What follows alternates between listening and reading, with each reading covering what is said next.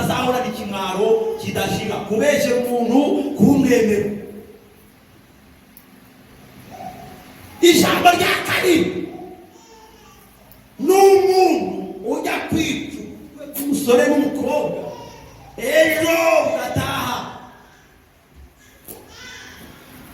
akavuga abashatse agasebya ibyo ashatse agashyiramo n'imbaraga n'amafaranga akayashyiramo agashyiramo n'uburozi akajya no gucurisha no gushikisha byose ngo ubukwe buzapfe ariko bikarangira ubukwe bubaye. Umva ikimwaro kidashira rero.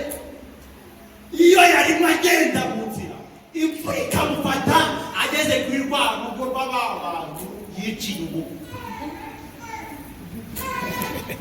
Bimbwire neza ese yagenda agakomanga ngo yemwe ni munyu ukabije. Ikimwaro kidashira. Iyo hateguwe iminsi mikuru bakamutumira ntayijyamo aravuga n'ukuntu nashatse kwica. Ndanyura hehe ndaca hehe. Wirinde utica ibintu by'abantu babiri kandi utazi aho bahurira n'ibibahuza. Utazahorana ikimwaro kidashira. Ijambo rya gatatu ritera ikimwaro kidashira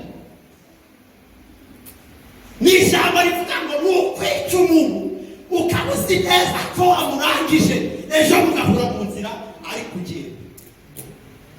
Mugahura mu nzira agenda akubwira turabona mama ati ndaho ndakomeye mama yawe. Nubwo ubivuze nubwo umusuhuje nubwo umuramukije nubwo umubwiye ngo Yesu ashimwe ariko wagambiriye rimwe kabiri gatatu kumurangiza. Kristo aravuga ngo ndacyamufitiye umwaka w'imbabazi.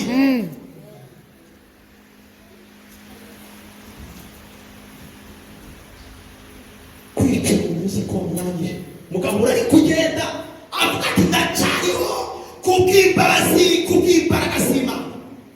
Idashobora kukwica byinshi ariko kubera ko Imana yari ikigufiteho umugambi uracyariho.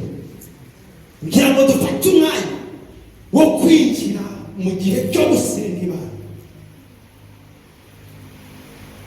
Ijambo ryatubwiye ngo imyaka 3 yose Imana irakwihanganira kandi igihe cyose